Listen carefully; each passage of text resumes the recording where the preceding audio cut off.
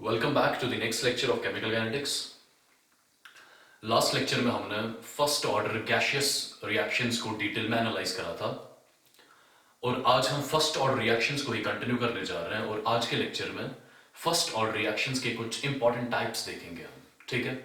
और आज का लेक्चर स्टार्ट करने जा रहे हैं हम अपने टॉपिक से which we call as kinetics of a parallel first order reaction, ठीक है। अब सबसे पहली चीज, ये पैरेलल फर्स्ट ऑर्डर रिएक्शन होती क्या है? देखिए आप, लेट्स से मैं यहां पे एक रिएक्शन लिख रहा हूं।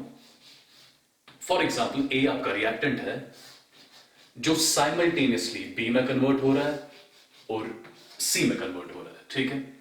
लेट्स से इस रिएक्शन का रेट कांस्टेंट K1 के बराबर है, इस रिएक्शन का रेट कांस्टेंट K2 के बराबर है। अगर आप देखोगे, अगर आपको कोई भी ऐसे पैटर्न की रिएक्शन मिलेगी जिसमें एक रिएक्टेंट साइमल्टेनियसली एक से ज्यादा रिएक्शंस में इन्वॉल्व हो रहा होगा, उस रिएक्शन को बोलते हैं पैरेलल रिएक्शन, ठीक है। तो सबसे पहली चीज, अगर आप ध्यान से देखोगे, ये जो मैंने लिखा, ए का कुछ अमाउंट बी में कन्वर्ट हो रहा है और ए का कुछ अमाउंट सी में कन्वर्ट हो रहा है। तो बेसिकली ये आपके पास एक रिएक्शन नहीं, ये आपके पास दो रिएक्शंस है, ठीक है। पहली वाली रिएक्शन आपके पास है ए गोज टू बी, जिसका रेट कांस्टेंट K1 के बराबर है और ये एक फर्स्ट ऑर्डर रिएक्शन है, ठीक है। दूसरी रिएक्शन आपके पास है A गोज टू C, ठीक है। इसका रेट कांस्टेंट K2 के बराबर है और ये भी एक फर्स्ट ऑर्डर रिएक्शन है, ठीक है। तो जब भी आप देखोगे आपके पास कोई ऐसी रिएक्शन होगी जिसमें एक रिएक्टेंट साइमल्टेनियसली एक से ज्यादा रिएक्शंस में इन्वॉल्व हो रहा होगा, एक से ज्यादा रिएक्शंस में पार्टिसिपेट कर रहा होगा, उस रिएक्शन को कौन सी रिएक्शन बोलते हैं? That's what we call as the parallel reaction, ठीक है। और जिन रिएक्शंस में ये रिएक्टेंट पार्टिसिपेट कर रहा है, ये रिएक्शंस खुद क्या होनी चाहिए? These should be first order reactions, ठीक है। तब जाके मैं इस रिएक्शन को एक पैरेलल फर्स्ट ऑर्डर रिएक्शन बोल सकता हूं, ठीक है। तो simply I can note down the definition of the parallel first order reaction as, इसकी डेफिनेशन लिखते हैं पहले। The reactions in which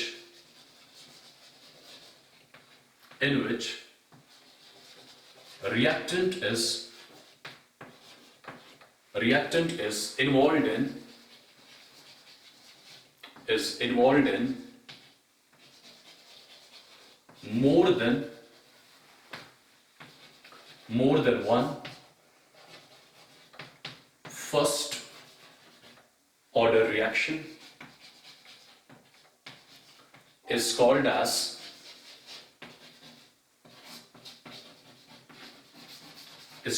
parallel first order reaction. Parallel first order reaction. I hope आपको ये पैरेलल फर्स्ट ऑर्डर रिएक्शन की definition समझ आ गई होगी, ये होती क्या है, ठीक है। अब इसी को यहां पे हम एनालाइज करने जा रहे हैं, ठीक। तो देखिए आप, I am erasing this definition, I hope आपने लिखा होगा ये। चलिए स्टार्ट करते हैं अपने एक्चुअल टॉपिक से। यहां पे देखिए, अगर आपके पास एक पैरेलल फर्स्ट ऑर्डर रिएक्शन है, let's say you have got a reaction as A changes to B और at the same time A changes to C, ठीक है। इस रिएक्शन का रेट कांस्टेंट K1, इस रिएक्शन का रेट कांस्टेंट K2 के बराबर, ठीक है। तो बेसिकली ये आपके पास एक्चुअली कितनी रिएक्शंस हैं? ये आपके पास दो रिएक्शंस हैं। कौन कौन सी? अभी मैं आपको बोल चुका हूं, एक रिएक्शन होगी A changes to B, जो कि एक फर्स्ट ऑर्डर रिएक्शन होगी और इसका रेट कांस्टेंट K1 के बराबर होगा, ठीक है। और दूसरी से eight the same time simultaneously ये A किस में कन्वर्ट हो रहा होगा? ये A C में कन्वर्ट हो रहा होगा और इस रिएक्शन का रेट कांस्टेंट K2 के बराबर ले रहा हूं मैं और ये भी एक फर्स्ट ऑर्डर रिएक्शन होगी, ठीक है। चलिए, अगर ये भी एक फर्स्ट ऑर्डर रिएक्शन है और ये भी एक फर्स्ट ऑर्डर रिएक्शन है, क्या मैं दोनों के लिए रेट लॉ लिख सकता हूं? डेफिनेटली मैं दोनों के लिए रेट लॉ लिख सकता हूं। अगर मैं इस रिएक्शन के लिए रेट लॉ लिखूं तो R किसके बराबर हो जाएगा? Rate of this first reaction will be equal to K1 times concentration of A to the power 1. Why to the power 1? Because this reaction we are assuming this is the first order reaction, ठीक है। Similarly, इस दूसरी reaction के लिए भी rate लिख सकते हैं।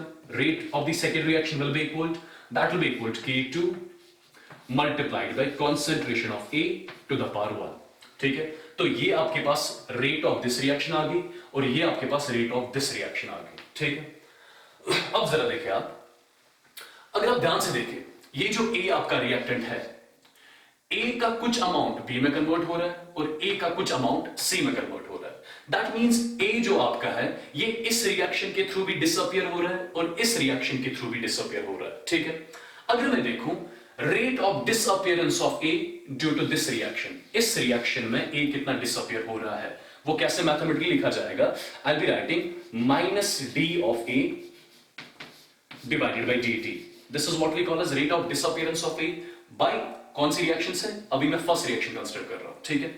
तो rate of disappearance of A, ठीक है, by reaction number 1, by reaction number 1, that will be equal to, जरा ध्यान से देखिए आप, यहां पे मैं अज्यूम कर रहा हूं ये भी आपके पास बैलेंस रिएक्शन है, ये भी आपके पास बैलेंस रिएक्शन है, जो इस ऊपर वाले बैलेंस रिएक्शन की rate of disappearance of A होगी वही इसी ऊपर वाली रिएक्शन की रेट ऑफ रिएक्शन B होगी। तो I can simply equate it to K1 multiplied by concentration of A to the power 1, ठीक है।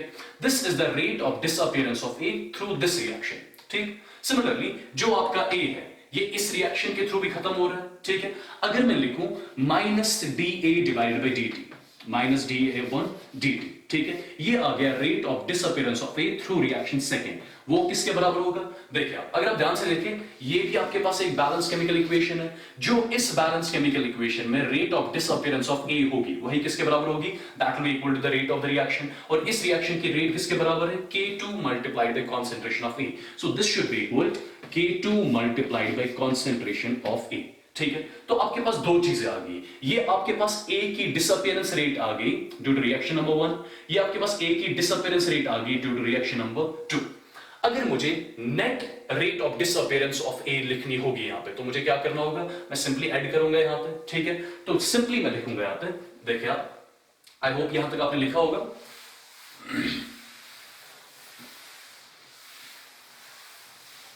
अगर मैं यहां पे net rate of disappearance of A लिखूं, दैट विल बी -dA/dt, ठीक है।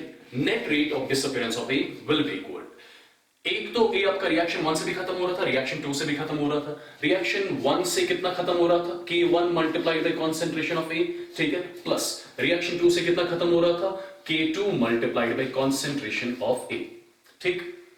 देखिए सिंस आपके पास पैरेलल रिएक्शन है, A B में कन्वर्ट हो रहा है और at the same time A C में कन्वर्ट हो रहा है, इसका रेट कांस्टेंट K1, इसका रेट कांस्टेंट K2 के बराबर है, ठीक।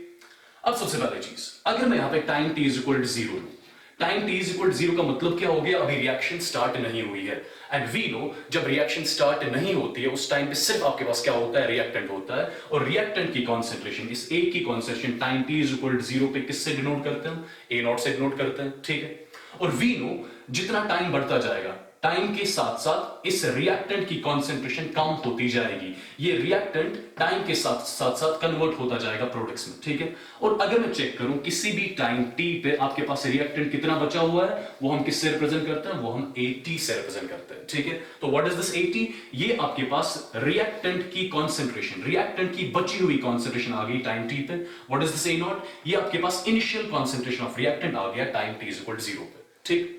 अब जरा ध्यान से देखिए आप, अगर मैं इसी इक्वेशन, ये जो मेरे पास इक्वेशन आ गई, अगर मैं इस इक्वेशन को लिखूं एट टाइम t, ठीक है, मैं इसी इक्वेशन को लिख रहा हूं एट टाइम t, देखिए आप टाइम t पे ध्यान से देखोगे आप, टाइम t पे A की कॉन्सेंट्रेशन किसके बराबर है, AT के बराबर। तो मुझे क्या लिखना होगा, simply if I will be writing the equation at time t, ठीक है, अगर मैं यही इक्वेशन, ये ऊपर वाली इक्वेशन लिखूं टाइम t पे, तो मेरे पास इक्वेशन क्या बनेगी, net equation minus of d of AT, ठीक है। कॉन्सेंट्रेशन ऑफ A को रिप्लेस करा मैंने AT से, क्यों, बिकॉज टाइम t पे रिएक्टेंट की कॉन्सेंट्रेशन AT के बराबर है, ठीक है।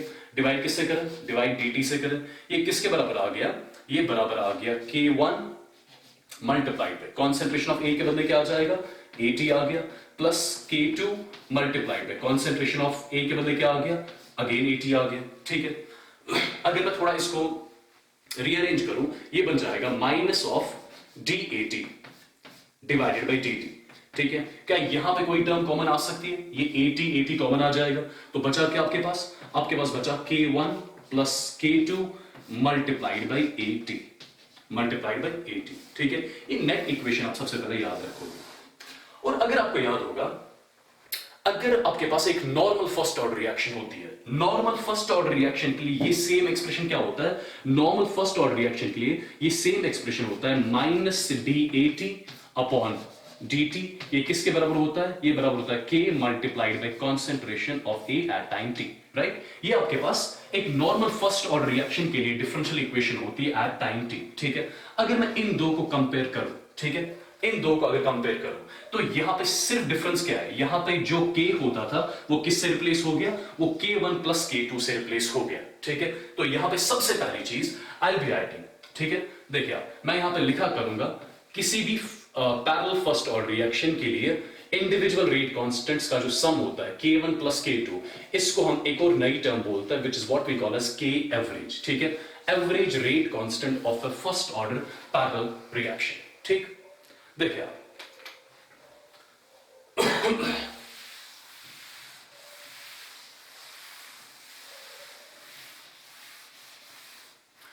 चलिए, तो यहां पे जो आपका एवरेज रेट कांस्टेंट आ गया किसी भी पैरेलल फर्स्ट ऑर्डर रिएक्शन के लिए, वो किसके बराबर आ गया, I'll be representing the average rate constant of a first order reaction by K average.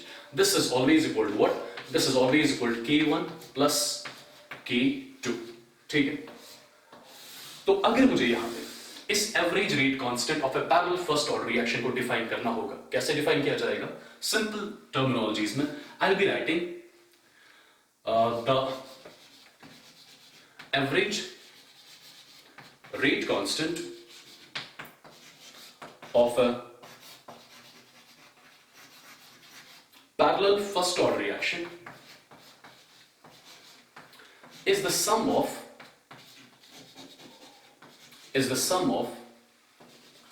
individual rate constants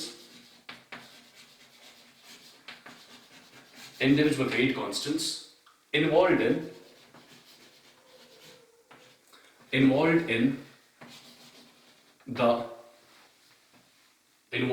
the parallel first order reaction, ठीक है। तो जो आपका एवरेज रेट कांस्टेंट किसी भी पैरेलल फर्स्ट ऑर्डर रिएक्शन का होता है वो किसके बराबर होता है, that's always the sum of individual rate constants of the reactions which are involved in this net parallel first order reaction, ठीक है। तो आई होप ये क्लियर हो गया होगा। सिमिलरली एक और पॉइंट हम यहां पे कंक्लूड कर सकते हैं, देखिए वो क्या है, सी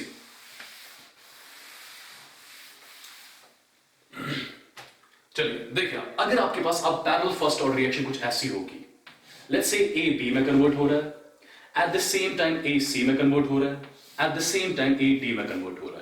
ये भी आपके पास एक लेट्स अज्यूम एक पैरेलल फर्स्ट ऑर्डर रिएक्शन है, और जो इसमें ये रिएक्शंस हो रही है इनके इंडिविजुअल रेट कांस्टेंट्स है K1, K2 और K3। क्या मैं इस पैरेलल फर्स्ट ऑर्डर रिएक्शन के लिए K एवरेज लिख सकता हूं? Definitely I will be simply adding these individual rate constants of the reactions which are involved in this parallel first order reaction. I will be writing K average किसके बराबर होगा, that will be equal to K1 plus K2 plus K3, ठीक है। This is what you are supposed to remember. This is our point number 1, which we'll be using frequently in the questions. All right? चलिए, ये आपका average rate constant था एक parallel first order reactions के लिए, ठीक है। आपको सिंपली करना क्या होगा, आपको individual rate constants of the reactions को ऐड करना होगा जो उस पैरेलल फर्स्ट ऑर्डर रिएक्शंस में इन्वॉल्व हो रही होंगी, ठीक है। ये सबसे पहला पॉइंट था हमारा। अब अगर दूसरे पॉइंट की बात करें, दूसरा पॉइंट जो हम यहाँ पे कैलकुलेट करने जा रहे हैं, व्हाट इज दैट, उसके लिए मैं छोटी सी हेडिंग यहाँ पे लिख रहा हूं, calculation of the concentration of reactant left at time t, ठीक है। और कौन से रिएक्शन की बात हो रही है, एक पैरेलल फर्स्ट ऑर्डर रिएक्शन की बात हो रही है अभी, ठीक है। एक पैरेलल फर्स्ट ऑर्डर रिएक्शन में अगर आपको रिएक्टेंट की कॉन्सेंट्रेशन चेक करनी होगी टाइम टी पे, टाइम टी पे आपके पास कितना रिएक्टेंट बचा है एक पैरेलल फर्स्ट ऑर्डर रिएक्शन में, वो कैसे कैलकुलेट किया जाएगा। देखिए सिंपल मैथमेटिक्स यहां पे यूज करूंगा मैं। देखिए अभी जो हमारे पास इक्वेशन आई थी, व्हाट वाज दैट, हमारे पास इक्वेशन आई थी minus D upon D T, किसके बराबर आ गया था, ये बराबर आया था K1 plus K2 multiplied by AT के, ठीक है। और मेरे पास जो पैरेलल रिएक्शन थी वो कौन सी थी, पैरेलल रिएक्शन आपके पास थी A चेंज टू B और at the same time A change to C। इसका रेट कांस्टेंट K1 था, इसका रेट कांस्टेंट K2 के बराबर था। और मैं बोल चुका हूं आपको time t is equal to 0 पे रिएक्टेंट की कॉन्सेंट्रेशन A0 के बराबर थी और टाइम t पे रिएक्टेंट की बची हुई कॉन्सेंट्रेशन किसके बराबर थी?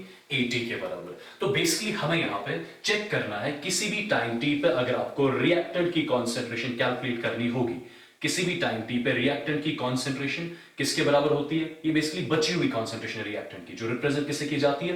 AT से रिप्रेजेंट की जाती है। तो बेसिकली मैं आपको सिखाऊंगा कैसे AT की वैल्यू कैलकुलेट करेंगे हम जब भी हमारे पास एक पैरेलल फर्स्ट ऑर्डर रिएक्शन होगी। ठीक है, अगर आप ध्यान से देखें इस इक्वेशन को थोड़ा मैं रीअरेंज करूंगा। ठीक है, मैं यहां पे लिखूंगा minus D of AT divided by इस AT को मैं यहां पे नीचे लाऊंगा। ठीक है, और ये माइनस यहां हटा दिया मैंने, ये आ गया minus of K1 plus K2 multiplied by dt। ठीक है, इसको मैंने थोड़ा रीअरेंज कर दिया। अब क्या करें, आप यहां से भी इंटीग्रेट करें, यहां से भी इंटीग्रेट करें। ठीक, यहां आप इंटीग्रेट टाइम के रिस्पेक्ट में कर रहे हो और टाइम देखिए आप कहां से कहां तक है? 0 से t तक। ठीक है, और जब टाइम 0 था उस टाइम पे रिएक्टेंट की कॉन्सेंट्रेशन कितनी थी? A0। टाइम t पे रिएक्टेंट की कॉन्सेंट्रेशन कितनी है? AT के बराबर। तो यहां पे लिमिट्स क्या होंगे आपके? 0 से t तक। ठीक है, और जब टाइम 0 था रिएक्टेंट की कॉन्सेंट्रेशन कितनी थी? A0। और टाइम t पे रिएक्टेंट की कॉन्सेंट्रेशन किसके बराबर है? AT के बराबर। ठीक है, तो ये आपने लिमिट्स में लगा दिए यहां पे। अब अगर आप ध्यान से देखें, ऑलरेडी आपको पता होता है integration of dx divided by x, ये किसके बराबर होता है? ये ln x के बराबर होता है, राइट? तो यहां पे आपके पास आ गया integration of d of AT divided by AT, ये किसके बराबर आ जाएगा? This will be equal ln of AT, ln of AT। ठीक है, और लिमिट्स साथ में रखने होंगे हमें। लिमिट्स क्या है यहां पे? लिमिट्स यहां पे AT है और यहां पे सॉरी यहां पे लोअर लिमिट इसका A0 है, अपर लिमिट इसका AT है। ठीक, ये किसके बराबर आ जाएगा? देखिए आप, ये माइनस K1 प्लस K2 तो बाहर आ गया इंटीग्रल से, ये माइनस K1 प्लस K2 मैंने बाहर रखा। अब इंटीग्रल ऑफ dt मतलब t। ठीक है, यहां पे t रखो और t के लिमिट्स रखो कहां से कहां तक? 0 से t तक। ठीक, चलिए अगर इसी को फर्दर सॉल्व करो, फर्दर इसको कैसे सॉल्व किया जाएगा उसके लिए मुझे ये ऊपर वाला पोर्शन यहां पे इरेज करना होगा। देखिए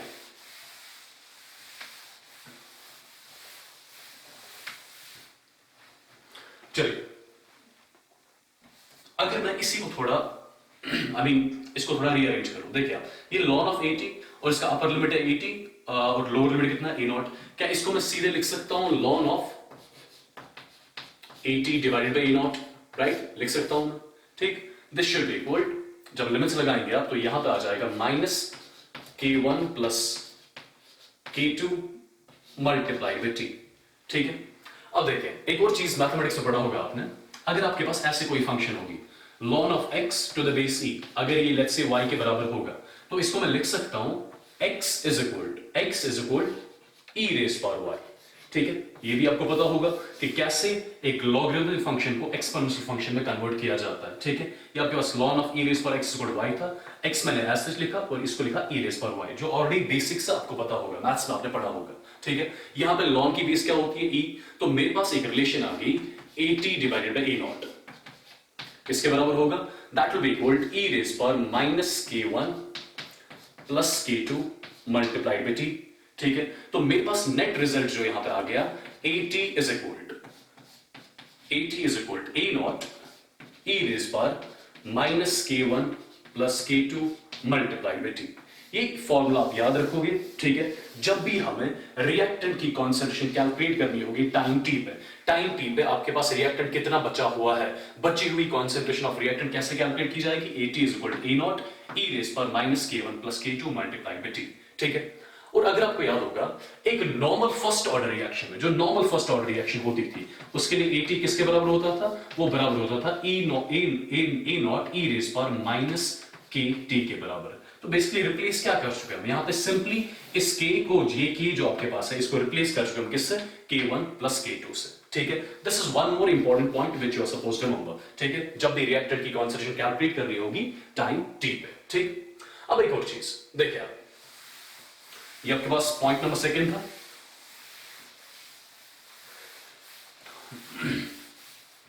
चलिए, एक नॉर्मल फर्स्ट ऑर्डर रिएक्शन के लिए, जो एक नॉर्मल फर्स्ट ऑर्डर रिएक्शन आपके पास होती है उसके लिए इंटीग्रेटेड रेट इक्वेशन का एक्सप्रेशन क्या होता था, k is equal 2.303 divided by t ln of a not divided by at। But जब आपके पास एक पैरेलल फर्स्ट ऑर्डर रिएक्शन होगी, हम सिंपली k को रिप्लेस किससे करेंगे, k को रिप्लेस करेंगे k1 प्लस k2 से। तो मेरे पास एक और रिजल्ट आ गया k1 प्लस k2, ठीक है। This should be equal to, sorry this is log of, because मैंने यहां पे 2.303 लिया है, ठीक है। तो this is 2.303 divided by t log of a not divided by at। ये भी मेरे पास एक इंपॉर्टेंट रिजल्ट आ गया, किसके लिए, ये मेरे पास इंपॉर्टेंट रिजल्ट आ गया एक फर्स्ट ऑर्डर पैरेलल रिएक्शन के लिए, ठीक है। अब इसके बाद कितने रिजल्ट्स अभी तक हमारे पास आ गए। सबसे पहला रिजल्ट जो हमारे पास आया था, what was that, that was k average, average rate constant of a parallel order reaction, parallel first order reaction. और रिएक्शन कौन सी थी, A B में चेंज हो रहा था और at the same time A C में चेंज हो रहा था। इसका रेट कांस्टेंट K1 था और इसका रेट कांस्टेंट K2 था, ठीक है। और we know time t is equal to 0 पे A की concentration A nought, time t पे A की कॉन्सेंट्रेशन AT। तो सबसे पहला रिजल्ट जो हमने देखा था यहाँ पे, जो आपके पास एवरेज रेट कांस्टेंट आया था, वो किसके बराबर आ चुका था, K1 प्लस K2 के बराबर, ठीक है। ये पहला रिजल्ट था हमारा, ठीक। दूसरा रिजल्ट हमने देखा कि जब भी हमें रिएक्टेंट की कॉन्सेंट्रेशन कैलकुलेट करनी होती है किसी भी टाइम t पे, वो किसके बराबर होता है, that's always equal to a nought e raise power minus k1 plus k2 multiplied by t। और तीसरा रिजल्ट हमारे पास आ गया जो एक parallel first order reaction follow करती है, व्हाट इज दैट, हमारे पास आ गया k1 plus k2 is always equal to 2.303 divided bye t। यहां पे आ गया log of a not divided by at, ठीक है। ये तीन इंपॉर्टेंट रिजल्ट्स मेरे पास आ गए जो वैलिड किसके लिए होंगे, जो एक फर्स्ट ऑर्डर पैरेलल रिएक्शन के लिए वैलिड होंगे। अब इसमें और भी कुछ इंपॉर्टेंट चीज है, चलिए वो भी हम यहां पे देखते हैं। चलिए एक नेक्स्ट पॉइंट यहां पे डिस्कस करेंगे जो बहुत ही ज्यादा इंपॉर्टेंट है, व्हाट इज दैट, एक पैरेलल फर्स्ट ऑर्डर रिएक्शन के लिए प्रोडक्ट्स की कॉन्सेंट्रेशन किसी भी टाइम t पे कैसे कैलकुलेट करी जाती है, ठीक है। ये बहुत ही ज्यादा इंपॉर्टेंट है, ठीक। और इसके लिए लास्ट में मैं आपको एक ट्रिक भी बताऊंगा, जिस ट्रिक को यूज करके हम हर कोई equation parallel first order reaction के लिए सॉल्व कर सकते हैं, ठीक है। तो सबसे पहले रिएक्शन आपके पास है A चेंज टू B और at the same time A change to C। इसका रेट कांस्टेंट K1, इसका रेट कांस्टेंट K2, ठीक है। Time t is equal to 0 पे आपके पास रिएक्टेंट की कॉन्सेंट्रेशन A नॉट, ठीक है। क्या प्रोडक्ट की कॉन्सेंट्रेशन कुछ होगी time t is equal to 0 पे, प्रोडक्ट की कॉन्सेंट्रेशन कुछ नहीं होगी time t is equal to 0 पे, ठीक है। अब किसी भी टाइम t पे अगर मुझे चेक करना है रिएक्टेंट की कॉन्सेंट्रेशन कितनी है, वो किससे रिप्रेजेंट किया जाएगा, AT से रिप्रेजेंट किया जाएगा।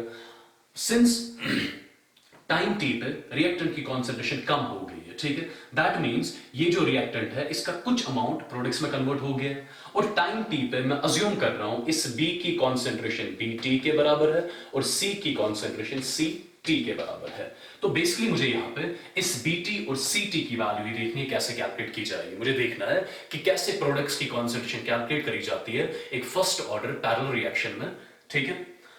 वो चीज हमें यहां पे देखनी होगी, ठीक। देखिए अगर मैं यहां पे लिखूं, अगर मैं सबसे पहले पहले रिएक्शन को कंसीडर करूं, इस ऊपर वाले रिएक्शन को कंसीडर करूं, ठीक है। इस ऊपर वाली रिएक्शन के थ्रू A आपका विद टाइम कम हो रहा है, B आपका विद टाइम बढ़ रहा है, ठीक है। या मैं बोल सकता हूं A आपका डिसअपियर हो रहा है विद टाइम और B आपका अपीयर हो रहा है विद टाइम, ठीक। अगर मैं rate of formation of B की बात करूं, rate of formation of B को रिप्रेजेंट किससे किया जाएगा, I will be writing D of B divided bye dt, ठीक है। अगर आप ध्यान से देखोगे जो rate of formation of B होगी इस रिएक्शन में, इस ऊपर वाले रिएक्शन में, क्या वही इसके इसी के रेट के बराबर होगी, डेफिनेटली, ठीक है। बिकॉज यहां पे स्टोइशियोमेट्री 1:1 है, तो जो भी यहां पे इस रिएक्शन में rate of appearance of B होगी वही इस फर्स्ट रिएक्शन की रेट ऑफ रिएक्शन होगी। और इसके रेट ऑफ रिएक्शन किसके बराबर है, R is equal to K1 multiplied by concentration of A to the power 1, ठीक है। तो डेफिनेटली मैं इसको इक्वेट कर सकता हूं, इसको इक्वेट किसके साथ करूंगा मैं, आई will be writing K1 multiplied by concentration of A, ठीक।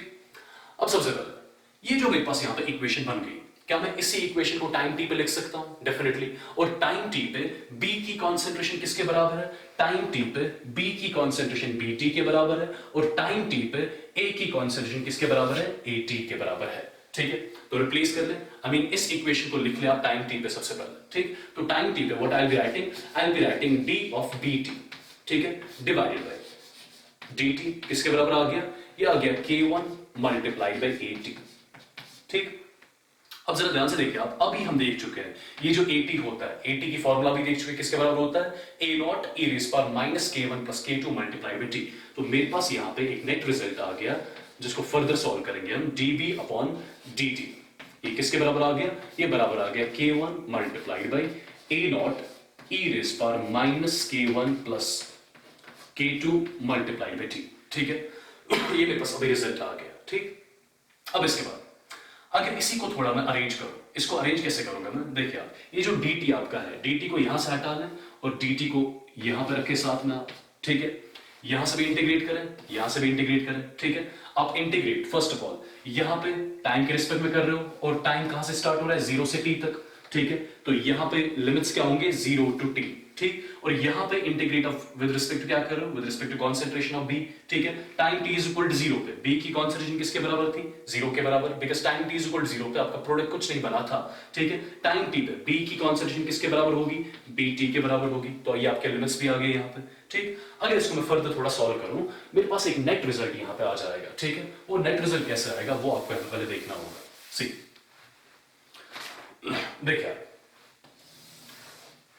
देखिए integral of d of bt किसके बराबर होगा, that will be equal to bt concentration, this should be equal, देखिए यहां पे k1 बाहर आ गया, a नॉट बाहर आ गया, ठीक है। तो k1 a नॉट तो बाहर आ गया, k1 a नॉट यहां पे बाहर आ गया, ठीक। अब इंटीग्रल किसका करना है, इंटीग्रल हमें करना है e रेज पर minus k1 plus kt multiplied by t का, ठीक है। ऑलरेडी आपको पता होगा इंटीग्रल ऑफ e रेज पर यहां पे क्या है, e रेज पर minus nx, right. e raise पर माइनस, इन जनरल लिख रहा हूं मैं, e रेज पर nx, e रेज पर nx dx की इंटीग्रेशन आपको ऑलरेडी पता होगी, what is that, that's always equal to e raise पर nx डिवाइडेड बाय ये जो ऊपर पावर होता है इसकी differentiation, divided by d by dx of nx, right. ऐसे हम e रेज पर nx की बेसिकली इंटीग्रेशन करते हैं, ठीक है। तो फर्स्ट ऑफ ऑल यहां पे भी हमें इंटीग्रेशन करनी होगी, किसकी, k1 a नॉट तो बाहर आ गया, e रेज पर minus k1 plus kt into t का इंटीग्रेशन करना होगा विद रिस्पेक्ट टू dt, वो किसके बराबर आ जाएगा, वो आप ध्यान दें यहां पे। देखिए इसको पहले मैं हटा रहा हूं, आई will be writing concentration of bt that will be equal to k1 multiplied by a naught, ठीक है। तो यहां पे आपके पास आ गया e रेज पर minus k1 plus k2 divided by इस माइनस k1 प्लस k2 की डिफरेंशिएशन, ठीक है। वो इस माइनस k1 प्लस k2 इंटू t की डिफरेंशिएशन वो किसके बराबर होगी, that will be equal to minus k1 plus k2, ठीक है। और लिमिट्स भी साथ में रखने होंगे, लिमिट्स कहां से कहां तक, वी नो 0 से t तक, ठीक। अब ये जो माइनस है ये यहां से हटा लो, ये माइनस आप यहां पर रख लो, ठीक है, कोई फर्क नहीं पड़ने वाला उससे। अब देखिए concentration of b at any time t will be equal to k1 a nought तो एज सच लिख लिया आपने, ठीक है। अब लिमिट्स लगाएं, पहले अपर लिमिट लगाएं, यहां पे अपर लिमिट तो सेम आ जाएगा, माइनस e रेज पर minus k1 plus k2 divided bye, या आप k1 प्लस k2 को भी यहां पे बाहर रख लें, k1 प्लस k2 को भी बाहर रख लें आप, ठीक है। तो माइनस ऑफ, अब सबसे पहले हमने अपर लिमिट लगा लिया, अब लोअर लिमिट लगाएं, लोअर लिमिट क्या होगा, ये हो जाएगा e रेज पर यहां पे t भी आपको साथ है यहां पे, ठीक है। तो ये आ जाएगा e रेज पर 0, राइट। e रेज पर 0 किसके बराबर हो गया, 1 के बराबर, ठीक। तो यहां पे इसको अगर मैं थोड़ा और रीअरेंज करूं, वो किसके बराबर हो जाएगा, c। First of all this is minus e raise पर माइनस k1 प्लस k2, ये मैंने अपर लिमिट लगाया यहां पे, माइनस लोअर लिमिट जब मैं लगाऊंगा ये आ जाएगा, ये माइनस अपन है और ये आ जाएगा -1 साथ में, राइट।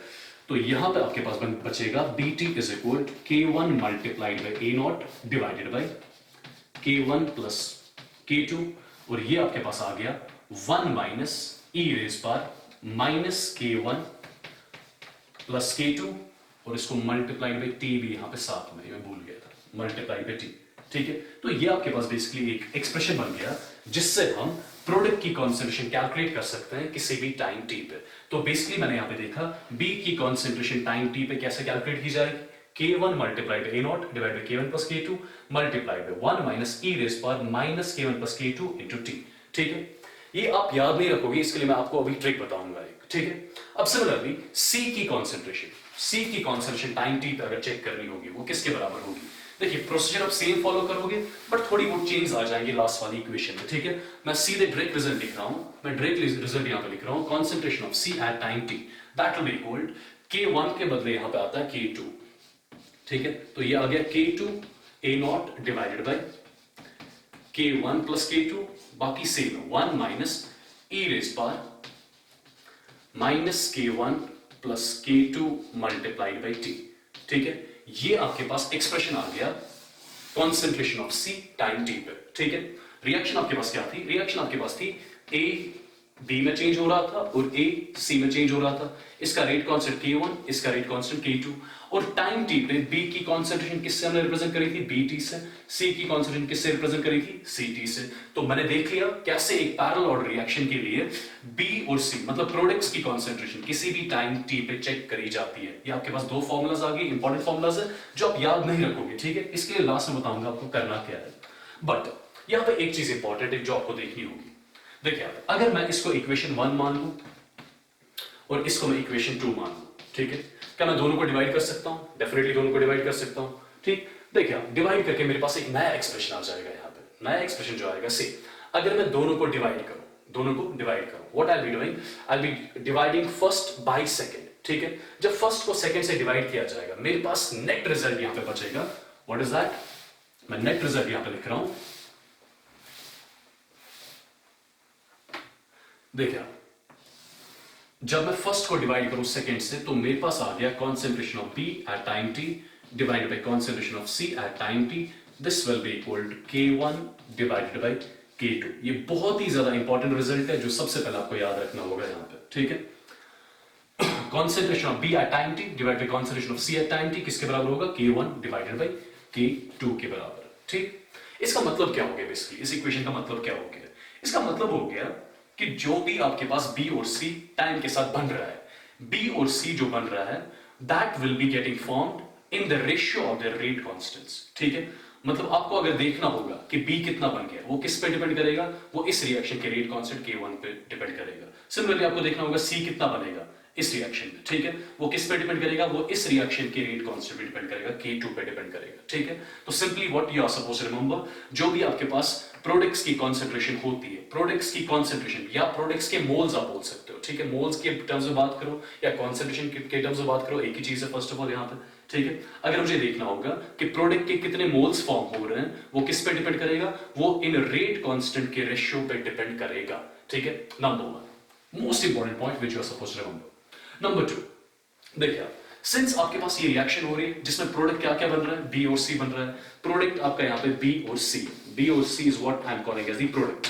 ठीक है, अगर मुझे यहाँ पे कभी भी चेक करना होगा इस प्रोडक्ट में B की परसेंटेज कितनी है, इस प्रोडक्ट में C की परसेंटेज कितनी है, वो कैसे कैलकुलेट की जाती है। देखिए सिंपल, मैं यहां पे लिखूंगा percent of B in products that will be always equal to K1 divided by K1 plus K2 multiplied by 100। ठीक है, सिमिलरली एक और चीज अगर मुझे चेक करना होगा percent of C in products में C की परसेंटेज कितनी है, वो किसके बराबर होगा, that will be equal to K2 divided by K1 plus K2 multiplied by 100। ठीक है, ये बहुत ही ज्यादा 3 इंपॉर्टेंट कंक्लूजन आ गए। This is number 1, this is number 2 and this is number 3। ठीक है, मतलब प्रोडक्ट्स में जब भी कैलकुलेट चेक करना होगा कि B और C की परसेंटेज कितनी है, कैसे कैलकुलेट किया जाएगा। सिंपल, अगर मुझे B की परसेंटेज देखनी है तो what I will be writing, K1 divided by K1 plus K2 multiplied by 100। Similarly C की परसेंटेज देखनी होगी तो what I will be writing, K2 divided by K1 plus K2 multiplied by 100। ठीक है, this is how we calculate the percentage of B and C in the products. These are few important terms which you are supposed to remember before starting the questions। ठीक है, चलिए जो भी concepts अभी तक discuss किए हमने उनको मैं थोड़ा समराइज कर रहा हूं, फिर मैं बताता हूं आपको कि कैसे इन कॉन्सेप्ट्स को क्वेश्चंस में यूज किया जाएगा। ठीक है, देखिए हमने स्टार्ट किया था from the reaction A gives B और at the same time A gives C। इसका रेट कांस्टेंट आपका K1 था, इसका रेट कांस्टेंट K2 के बराबर था, ठीक है। टाइम t इज इक्वल 0 पे A की कॉन्सेंट्रेशन A0 के बराबर थी और टाइम t पे A की कॉन्सेंट्रेशन किसके बराबर थी? AT के बराबर थी, ठीक है। टाइम t इज इक्वल 0 पे B और C कुछ नहीं बना था, but time t is equal 0 पे B आपका बना था जिसकी कॉन्सेंट्रेशन किसके बराबर थी? जिसकी कॉन्सेंट्रेशन भी T के बराबर थी और C की कॉन्सेंट्रेशन भी टाइम t पे किसके बराबर थी? CT के बराबर थी, ठीक है। सबसे पहली चीज जो हमने डिस्कस करी यहां पर that is average rate constant. वो किसके बराबर आ चुका था? That used to be equal K1 plus K2 for that first order parallel reaction, ठीक है। उसके बाद हमने देखा कि कैसे रिएक्टेंट की कॉन्सेंट्रेशन कैलकुलेट करते हैं, रिएक्टेंट की बची हुई कॉन्सेंट्रेशन टाइम t पे कैलकुलेट करते हैं। That used to be equal A0 e raised power minus K1 plus K2 multiplied by T, ठीक है। तीसरा पॉइंट हमने देखा था K1 plus K2 ये किसके बराबर था? This used to be equal to 2.303 divided bye T log of A0 divided by AT, ठीक है। नेक्स्ट पॉइंट जो हमने यहां पे देखा, प्रोडक्ट B की कॉन्सेंट्रेशन टाइम t पे किसके बराबर होती है? किसके बराबर होती है? अभी हमने एक इक्वेशन डिराइव करी थी, it is equal to A0 K1 divided by K1 plus K2 multiplied by 1 minus e raise power minus K1 plus K2 multiplied by T, ठीक है। सिमिलरली हमने चेक करा कि कैसे C की कॉन्सेंट्रेशन टाइम t पे कैलकुलेट करी जाएगी। दूसरे प्रोडक्ट C की कॉन्सेंट्रेशन टाइम t पे कैसे कैलकुलेट करी जाएगी, वो किसके बराबर होती है? That's equal to A0 K2 divided by K1 plus K2 multiplied by 1 minus e raise power minus K1 plus K2 multiplied by T, ठीक है। फिर उसके बाद हमने देखा एक और important point, what was that? concentration of B at time t divided by concentration of C at time t, ये किसके बराबर आया था हमारे पास? K1 डिवाइडेड बाय K2 के बराबर, ठीक है। नेक्स्ट पॉइंट हमने परसेंटेज ऑफ B देखा था कैसे कैलकुलेट करते हैं, ठीक है। Percentage of B in products वो किसके बराबर आया था? वो बराबर आ चुका था K1 divided by K1 plus K2 multiplied by 100। और लास्ट में हमने देखा था कि percentage of C in products कैसे कैलकुलेट करा जाएगा? That will be equal K2 divided by K1 plus K2 multiplied by 100। तो अभी तक हमने ये सारे कंक्लूजन यहां पे देख चुके हैं, ठीक है। और अब इनको यूज कैसे करा जाएगा, देखिए मैं आपको यहां पे सजेस्ट करूंगा आप इनमें से कोई भी इक्वेशन याद ना रखें, ठीक है। जो भी क्वेश्चंस हमें फर्स्ट ऑर्डर पैरेलल रिएक्शंस के लिए आप पूछे जाते हैं उनको हम एक छोटी सी ट्रिक से सॉल्व किया करेंगे और सबसे पहले मैं आपको बताऊंगा वो ट्रिक यहां पे है क्या, ठीक है, जिससे आप हर कोई question in parallel first order reactions का सॉल्व कर सकते हो, ठीक है। आई होप ये आपने लिख लिया होगा।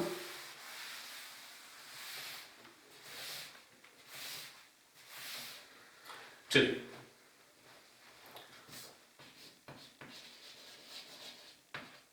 देखिए आप सबसे पहले अगर मैं यहां पे एक पैरेलल फर्स्ट ऑर्डर रिएक्शन लूं, ठीक है, A gives B and A gives C, इसका रेट कांस्टेंट K1, इसका रेट कांस्टेंट K2, ठीक है। अब time t is equal to 0 पे अगर मैं अज्यूम करूं time t is equal to 0 पे A के मोल्स आपके पास कितने हैं? A के आपके पास A मोल्स है, ठीक है। इनिशियल मोल्स हो या इनिशियल कॉन्सेंट्रेशन हो उसको किससे रिप्रेजेंट करा जाता है? A0 से रिप्रेजेंट किया जाता है, ठीक है। अब सिमिलरली टाइम t पे अगर मुझे चेक करना है कि इन A मोल्स में से कितने मोल्स बचे हैं, ठीक है, मैं अज्यूम कर रहा हूं इन A मोल्स में से X मोल्स प्रोडक्ट्स में कन्वर्ट हो रहे हैं। अगर A मोल्स में से X मोल्स प्रोडक्ट में कन्वर्ट हो रहे हैं तो टाइम t पे आप मुझे बता सकते हो ये A कितना बचा होगा? आई से A माइनस X अभी भी बचा होगा। और टाइम t पे जो भी आपके पास बचे हुए मोल्स होते हैं या बची हुई कॉन्सेंट्रेशन होती है उसको किससे रिप्रेजेंट किया जाता है? उसको AT से रिप्रेजेंट किया जाता है, ठीक है। और मैं यहां पे अज्यूम क्या कर चुका हूं, यहां पे X is equal number of moles converted into products, converted into products, ठीक है। अब चलिए देखिए, सबसे पहली चीज, अगर मुझे इस x की वैल्यू ढूंढनी होगी, ये x है क्या basically, what is this x? देखिए सिंपल, ये आपके पास इनिशियल मोल्स थे रिएक्टेंट के, ये आपके पास बचे हुए मोल्स हैं। कितने मोल्स कन्वर्ट हो चुके हैं? x मोल्स कन्वर्ट हो चुके हैं, ठीक है। सिंपली अगर मैं इन दो का डिफरेंस देखूं, इन दो का डिफरेंस जरा आप देखिए, अगर मैं a0 माइनस at देखूं, जरा वो किसके बराबर आ जाएगा? a0 माइनस at, a0 की वैल्यू a के बराबर, at की वैल्यू a माइनस x के बराबर, इन दोनों का डिफरेंस क्या वो x के बराबर आ जाएगा? डेफिनेटली x के बराबर आ जाएगा, ठीक है। या मैं लिख सकता हूं x इज इक्वल, ठीक है, x is equal to a0 minus at की वैल्यू ऑलरेडी हम देख चुके हैं किसके बराबर होती है, that's equal to a0 e raise power minus k1 plus k2 multiplied by t, ठीक है। क्या मेरे पास यहाँ पे x की वैल्यू आ गई? सबसे पहले x की वैल्यू बराबर आ गई a0 multiplied by 1 minus e raise power minus k1 plus k2 multiplied by t। ये मेरे पास किसकी वैल्यू आ गई? x की वैल्यू। और x है क्या basically? x are the moles of the reactants जो किस में कन्वर्ट हो गए? जो प्रोडक्ट्स में कन्वर्ट हो गए, ठीक है। चलिए ऑलरेडी मैं आपको बता चुका हूं, जो B और C यहां पे बनेगा वो किसके रेशियो में बनेगा? वो K1 और K2 के रेशियो में बनेगा, ठीक है। सिंपली देखिए, आपने A लिया था, A के कितने मोल्स लिए थे? A मोल्स लिए थे। अब A मोल्स में से कितने मोल्स कन्वर्ट हो रहे हैं प्रोडक्ट्स में? X मोल्स कन्वर्ट हो रहे हैं प्रोडक्ट्स में, ठीक है। तो आई राइट यहां पे X मोल्स जो है ये प्रोडक्ट्स में कन्वर्ट हो रहे हैं, ठीक है, ये प्रोडक्ट्स में कन्वर्ट हो रहे हैं। अब इसके बाद एक चीज मैं आपको समझाना चाहूंगा जो ऑलरेडी आपको पता होगा। For example, let's say I got 1000 rupees, कितने पैसे मेरे पास है? आई गॉट 1000 रुपीज, ठीक है। इन 1000 रुपीज को मुझे डिवाइड करना है 2:3 के रेशियो में। किसके रेशियो में डिवाइड करना है? 2:3 के रेशियो में। आप मुझे इजीली बता सकते हो इसके हिस्से में कितना आया होगा? I will say 2 divide by 3 plus 2 कितना हो गया? 5 मल्टीप्लाइड बाय 1000, ठीक है। तो ये इसके हिस्से में आया होगा। सिमिलरली इस वाले के हिस्से में कितना आया होगा? आई राइट 3 डिवाइडेड बाय 3 प्लस 2 कितना हो गया? 5 मल्टीप्लाइड बाय 1000, ठीक है। ऑलरेडी पता होगा आपको, रेशियो एंड प्रोपोर्शन आपने सीखा होगा, ठीक है। और मैं आपको अभी बता चुका हूं, जो आपका ये B और C बनेगा, ये किसके रेशियो में बनेगा? ये K1 और K2 के रेशियो में बनेगा यहां पे, ठीक है। अब सबसे पहली चीज मुझे देखना है, ये जो X मोल्स रिएक्टेंट के थे ये किस में कन्वर्ट हो रहे हैं? प्रोडक्ट्स में, ठीक है। इन X मोल्स में से इस B के हिस्से में कितना आया होगा? क्या मैं लिख सकता हूं यहां पे B के हिस्से में कितना आया होगा? देखिए आप, I'll write simply K1 divided by K1 plus K2 multiplied by X, right? इतना ही तो B बना होगा यहाँ पे, कि जैसे हमने यहाँ पे देखा 2 डिवाइड बाय 5 मल्टीप्लाइड बाय 1000 करते थे, ठीक है। अब ये X मोल्स बेसिकली प्रोडक्ट्स में कन्वर्ट हो रहे हैं। अब ये X मोल्स K1:K2 के रेशियो में कन्वर्ट हो जाएंगे, तो B के हिस्से में कितने मोल्स आ जाएंगे? K1 divide by K1 plus K2 multiplied by X। Similarly C के हिस्से में कितने मोल्स यहाँ पे आएंगे? I write K2 divided by K1 plus K2 multiplied by X, right. X की वैल्यू ऑलरेडी हम कैलकुलेट कर चुके हैं, चलो देखिए आप, यहां पे लिखूंगा मैं K1 divided by K1 plus K2, आप पहले लिख लें K1 प्लस K2। ये X ऑलरेडी किसके बराबर है? A0, यहां पे लिखूंगा मैं A0 multiplied by 1 minus e raise power minus K1 plus K2 multiplied by T, ठीक है। और सिमिलरली यहां पे वैल्यू किसके बराबर आ जाएगी? K2 divided by K1 plus K2 multiplied by X की value already we know, what is that? That is A0 into 1 minus e raised power minus K1 plus K2 multiplied by T, ठीक है। अगर आप ध्यान से देखोगे यही formula हमारे पास आ चुकी थी। This was the value of, चाहे आप बोलो ये B के मोल्स आ चुके हैं टाइम t पे, या बोल दो ये B की कॉन्सेंट्रेशन आ चुकी है टाइम t पे। सिमिलरली चाहे आप बोल दो ये C के मोल्स आ गए टाइम t पे, चाहे बोल दो ये C की कॉन्सेंट्रेशन आ गई टाइम t पे। यही फॉर्मूला हमने डिराइव बेसिकली करी थी। तो सिंपल इस प्रोसीजर को फॉलो करके क्या करना होगा हमें, हम यहाँ पे प्रोडक्ट की यहाँ पे वैल्यू कैलकुलेट कर सकते हैं कि प्रोडक्ट के मोल्स कितने बने हैं या प्रोडक्ट की कॉन्सेंट्रेशन कितनी बनी हुई है। सिमिलरली एक और चीज अगर देखोगे आप, अगर आप इन दो को डिवाइड करोगे, मतलब concentration of B divide by concentration of C को डिवाइड करोगे, ठीक है। मतलब सिंपल आप लिखोगे यहाँ पे B और C की कॉन्सेंट्रेशन को सिंपली हमें यहाँ पे डिवाइड करना है, ठीक है। अगर मैं concentration of B divide by concentration of C लिखूं, ये किसके बराबर आ जाएगा? सबसे पहले ये आपके पास B के मोल्स भी हो सकते हैं, ये आपके पास B की कॉन्सेंट्रेशन भी हो सकती है। सिमिलरली ये मोल्स भी हो सकते हैं, कॉन्सेंट्रेशन भी हो सकती है। ठीक है, मैं यहां पे अज्यूम कर रहा हूं ये दोनों B और C के कॉन्सेंट्रेशन है। अगर मैं दोनों को डिवाइड करूं वो किसके बराबर आ जाएगा, वो फिर से किसके बराबर आ जाएगा, K1 डिवाइडेड बाई K2 के बराबर आ जाएगा, जो ऑलरेडी हमने डिस्कस किया हुआ है। तो ऐसे इस प्रोसीजर को फॉलो करके हम यहां पे हर किसी क्वेश्चन को फॉलो करेंगे। ठीक है, अब देखिए यहां पे जो मैंने रिएक्शन ली थी, ये मैंने simplest first order parallel reaction ली थी। ठीक है, बट अगर यहां पे इस पैरेलल रिएक्शन में स्टोइशियोमेट्रिक कोएफिशिएंट्स इन्वॉल्व हुए तब क्या करना होगा, वो हम यहां पहले देखते हैं तब क्या करना होगा। ठीक है, वो एक्चुअली आप याद रखोगे, ये तो उसी से आप निकाल लोगे फिर। ठीक है, देखिए आई होप यहां तक आपको क्लियर हो गया होगा।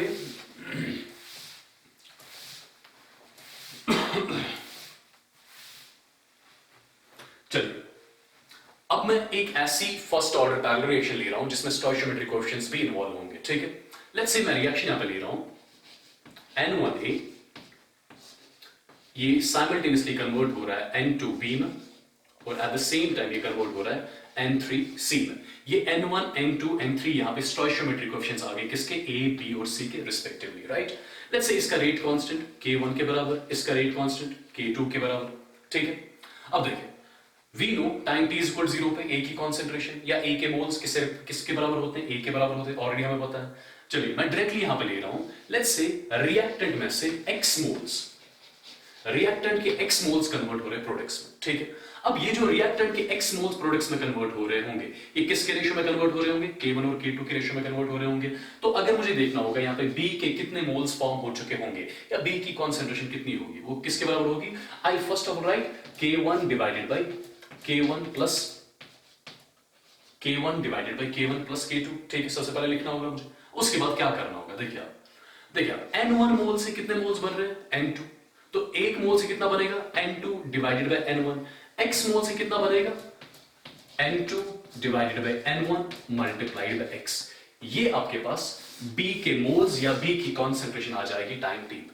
ठीक है, सिमिलरली अगर मुझे C के मोल्स या C की कॉन्सेंट्रेशन यहां पे कैलकुलेट करनी होगी, ठीक है, वो किसके बराबर होगी, I will start with K2 divided by K1 plus K2। ठीक है, इसके बाद देखिए आप N1 मोल से कितने मोल्स बन रहे हैं, N3, तो एक मोल से कितना बनेगा, N3 divided by N1। X मोल से कितना बनेगा, I write N3 divided by N1 multiplied by X। ठीक है, ये आपके पास C के मोल्स या C की कॉन्सेंट्रेशन आ गई टाइम t पे। ठीक है, एक और चीज मैं अज्यूम कर रहा हूं, ये आपके पास B और C की कॉन्सेंट्रेशन आ गई टाइम t पे। ठीक, अगर मैं दोनों को डिवाइड करूंगा, देखिए दोनों को डिवाइड करके मेरे पास क्या आ जाएगा, अगर मैं concentration of B divided by concentration of C लिखूं, देखिए कौन कौन सी टर्म्स कैंसिल हो जाएंगी, ये डिनोमिनेटर वाली टर्म्स कैंसिल हो जाएंगी और यहां से कैंसिल क्या होगा, x और x पे कैंसिल होगा, तो बचा क्या आपके पास बचा K1 N2 डिवाइडेड बाई एक आ गया ऊपर K1 N2, नीचे आएगा K2 N3। ऑलराइट, तो ये आपके पास concentration of B divided by concentration of C का भी वैल्यू आ गया। ठीक, अब सिमिलरली अगर मुझे यहां पे लिखना होगा परसेंट ऑफ B का कितना परसेंट प्रोडक्ट्स में, ठीक है, percent of B in products, इसका मतलब क्या हो गया, सबसे पहले वो देखिए आप, सी ये X मोल्स बेसिकली कन्वर्ट हो रहे हैं B और C में, ये कन्वर्ट हो रहे हैं प्रोडक्ट्स में। प्रोडक्ट्स आपके क्या है, B और C, B प्लस C को कंबाइंडली यहां पे क्या बोल रहा हूं मैं, प्रोडक्ट्स बोल रहा हूं।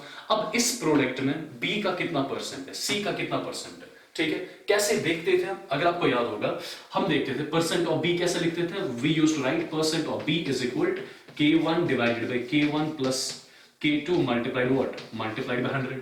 ठीक है, बट यहां पे क्या लिखा जाएगा, यहां पे मैं पहले ऊपर वाली टर्म लिखूंगा K1 N2 divided by this plus this, यहां पे आ गया K1 N2 plus K2 N3, इसको मल्टीप्लाई किससे, इसको मल्टीप्लाई 100 से। ठीक है, जैसे हम करते थे जब आपके पास रिएक्शन का रेट कांस्टेंट K1 था, K2 था और स्टोइशियोमेट्री कोई इन्वॉल्व नहीं थी, फिर हम चेक करते थे percent of B in the products किसके बराबर होता था, K1 divide by K1 plus K2 multiplied by 100। Similarly मैंने यहां पे लिखा K1 N2, यहां पे सिंस स्टोइशियोमेट्री कोएफिशिएंट्स इन्वॉल्व हो गए तो इन स्टोइशियोमेट्री कोएफिशिएंट्स को आपको ओमिट नहीं करना होगा। सिमिलरली अब यहां पे percent of C in products भी कैलकुलेट कर सकते हो, percent of C in products वो भी आप बता सकते हो किसके बराबर होगा। ठीक है, सिंपली किसके बराबर होगा, स्टार्टिंग विद दिस टर्म ये हो जाएगा K2 N3 divided by K2 N3 plus ऊपर वाली टर्म कौन सी है, K1 N2 मल्टीप्लाइड बाय 100। ठीक है, तो यहां से आप परसेंट ऑफ बी और सी भी कैलकुलेट कर सकते हो जब आपके पास एक फर्स्ट ऑर्डर पैरेलल रिएक्शन जो होगी उसमें स्टोइचियोमेट्रिक कोएफिशिएंट्स इन्वॉल्व हो रहे होंगे। This is what we are supposed to remember. और सिर्फ हम इन कॉन्सेप्ट्स को, जो मैंने एक ट्रिक बताई आपको, इन कॉन्सेप्ट्स को इन्वॉल्व करके हम हर कोई प्रॉब्लम यहां पे, चाहे कोई बड़ी से बड़ी प्रॉब्लम क्यों ना हो, इस सिंपल सी ट्रिक को फॉलो करके हम हर कोई क्वेश्चन यहां पे सॉल्व कर सकते हैं। ठीक है, चलिए सबसे पहला क्वेश्चन और सबसे सिंपलेस्ट क्वेश्चन जो आई अज्यूम आपको आना चाहिए। देखिए आपके पास एक फर्स्ट ऑर्डर पैरेलल रिएक्शन दी गई है जिसमें इस रिएक्शन का रेट कांस्टेंट K1 दिया गया है, इस रिएक्शन का रेट कांस्टेंट K2 दिया गया है। Calculate the percent distribution of B and C in the products. मतलब हमें बताना है प्रोडक्ट्स में B और C की परसेंटेज कितनी है। ऑलरेडी मैं बता चुका हूं। सबसे पहले आप देखें क्या इस रिएक्शन में कहीं भी स्टोइचियोमेट्रिक कोएफिशिएंट्स इन्वॉल्व हो रहे हैं? कोई स्टोइचियोमेट्रिक कोएफिशिएंट इन्वॉल्व नहीं हो रहा। ठीक है, तो यहां पे सिंपल क्या लिखा जाएगा, देखिए आपके पास रिएक्शन है A gives B और at the same time A gives C। इसका K1 भी दिया गया है, इसका K2 भी दिया गया है। ठीक है, सिंस कोई स्टोइचियोमेट्रिक कोएफिशिएंट इन्वॉल्व नहीं है तो can I simply write concentration of B divided by concentration of C, that will be equal to K1 divided by K2। ठीक है, और K1 की वैल्यू दी गई, K2 की वैल्यू दी गई है। ठीक है, K1 की वैल्यू है 0.693 डिवाइडेड बाय K2 की वैल्यू कितनी है 1.386। क्या ये वैल्यू 1/2 के बराबर आ जाएगी? डेफिनेटली 1/2 के बराबर आ जाएगी। तो आपके पास K1/K2 की वैल्यू किसके बराबर आ गई? 1/2 के बराबर आ गई। ठीक है, सिमिलरली आप एक चीज और कर सकते हो यहां पे। देखिए अगर मैं यहां पे लिखूं K1 डिवाइडेड बाय K2 किसके बराबर आ गया? 1/2 के बराबर आ गया। अगर मैं इसका रेसिप्रोकल लूं, यहां पे रेसिप्रोकल ले रहा हूं, मैं लिख रहा हूं K2 डिवाइडेड बाय K1, वो किसके बराबर आ जाएगा? वो 2 के बराबर आ जाएगा। अगर मैं 1 यहां से भी ऐड कर लूं, 1 यहां से भी ऐड कर लूं, कोई फर्क नहीं पड़ेगा। This will B K1 plus K2 divided by K1। K1 plus K2 divided by K1 किसके बराबर आ गया? 3। अब इसका फिर से रेसिप्रोकल लें, देखिए अब ये आ जाएगा K1 divided by K1 plus K2 is equal to 1 divided by 3, right? इतना बेसिक मैथमेटिक्स यूज कर रहा हूं। ये क्यों यूज कर रहा हूं अभी मैं इसका रीजन भी बताऊंगा आपको। देखिए अब हमें सबसे पहले percentage of be in products लिखना होगा। तो यहां पे लिखूंगा percentage of be in products, वो किसके बराबर होगा? वी नो द फॉर्मूला, जब स्टोइचियोमेट्रिक कोएफिशिएंट्स इन्वॉल्व नहीं होते तब K1 divided by K1 plus K2 multiplied by 100। क्या K1 K2 की वैल्यू दी गई है? डेफिनेटली वैल्यू दी गई है। या तो आप सीधे वैल्यूज डालोगे यहां पे, या देखिए या तो सीधे K1 की वैल्यू ये लोगे, K2 की वैल्यू ये लोगे, फिर इसको सॉल्व करोगे, आपके पास परसेंटेज ऑफ बी आ जाएगी। या आप सिंपल क्या करोगे, देखिए आप ये K1/K2 किसके बराबर है? इसकी 1/2 के बराबर। इस K1 के बदले सीधे 1 लो, K2 के बदले सीधे 2 लो। ठीक है, या आप ये वाला प्रोसीजर भी फॉलो कर सकते हो। K1 divided by K1 plus K2 की वैल्यू ऑलरेडी 1/3 आ चुकी है, मर्जी खुद की है। What I prefer, I will be writing percent of B is equal to K1 के बदले सीधे मैं वहां पे 1 लिखूंगा डिवाइडेड बाय K1 के बदले 1, K2 के बदले 2। This should multiply what? Multiply by 100। ये वैल्यू किसके बराबर आ जाएगी? ये वैल्यू 33% के बराबर आ जाएगी। ठीक है, अब इस 33% का मतलब क्या हो गया? इसका मतलब हो गया out of the total percentage of the products 33% जो होगा वो किसका होगा? That will be the percentage of what? That will be the percentage of B in the products. Similarly, percentage of C अगर कैलकुलेट करनी होगी, क्या तो सीधे लिखोगे K2 divide by K1 plus K2 into 100, या सीधे 100 माइनस 33 कितना हो जाएगा? वो आ जाएगा 66% के बराबर। तो प्रोडक्ट्स में C की परसेंटेज किसके बराबर आ गई? 66% के बराबर आ गई। ठीक है, this is what you are supposed to remember and this is how we approach to these kind of simplest problems. ठीक है, चलिए जो नेक्स्ट क्वेश्चन यहां पे लिख चुका हूं मैं, जेई में पूछा गया है और सेम ट्रिक को फॉलो करके हम यहाँ पे क्वेश्चन को सॉल्व करेंगे। देखिए आपके पास एक पैरेलल फर्स्ट ऑर्डर रिएक्शन दी गई है, A 2B में कन्वर्ट हो रहा है और A 3C में कन्वर्ट हो रहा है। इस रिएक्शन का रेट कांस्टेंट K1 है, इस रिएक्शन का रेट कांस्टेंट K2 है। ठीक है, the average half life of A, मतलब इस पूरी रिएक्शन का जो हाफ लाइफ होगा, ठीक है, एवरेज हाफ लाइफ जो आगे मैं पढ़ाने जा रहा हूं आपको। ठीक है, आप अभी के लिए याद रखो इस पूरी रिएक्शन का जो हाफ लाइफ होगा, इस A का जो एवरेज हाफ लाइफ होगा वो किसके बराबर होगा? 1.386 into 10 power 2 hours के बराबर।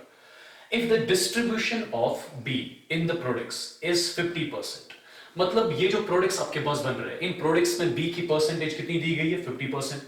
The partial half life of A for the conversion into B is, मतलब A converting into B, that means ये वाली रिएक्शन, इस रिएक्शन का हमें हाफ लाइफ कैलकुलेट करना है, जिसको मैं बोल सकता हूं partial half life of this reaction. ठीक है, देखिए इस क्वेश्चन को अप्रोच कैसे करना है। सबसे पहले मैं यहां पे रिएक्शन फिर से लिखने जा रहा हूं, A change to twice B, और ए किसमें चेंज हो रहा है, ए चेंज हो रहा है 3C में। ठीक है, इसका रेट कांस्टेंट आपका K1 के बराबर है, इसका रेट कांस्टेंट आपका K2 के बराबर है। ठीक है, अब सबसे पहली चीज देखिए, अगर फॉर एग्जाम्पल मैं अज्यूम करूं इस A में से, ये जो A आपके पास है, इसमें से X मोल्स किस में कन्वर्ट हो रहे हैं, प्रोडक्ट्स में। मैं अज्यूम कर रहा हूं A के X मोल्स प्रोडक्ट्स में कन्वर्ट हो रहे हैं। ठीक है, क्या आप मुझे बता सकते हो यहाँ पे B कितना फॉर्म हो चुका होगा? सिंपल, हम अपनी ट्रिक को यूज करेंगे। What is that?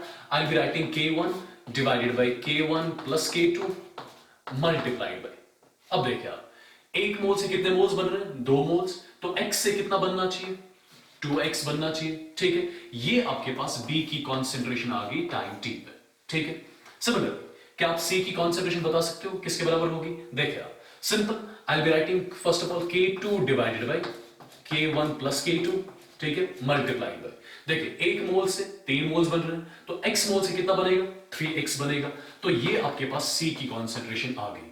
ठीक, अब सबसे पहले इस कॉन्सेंट्रेशन ऑफ B और C को आपस में डिवाइड करें आप, concentration of B divided by concentration of C, देखिए वो किसके बराबर आ जाएगा, वो बराबर आ जाएगा twice K1 divided by 3 times K2 के। ठीक है, तो ये पहली चीज जो हमने यहां पे देखी। ठीक, अब इसके बाद अगर मैं यहां पे लिखूं percentage of B in products, वो कितना दिया गया है, 50% दिया गया है।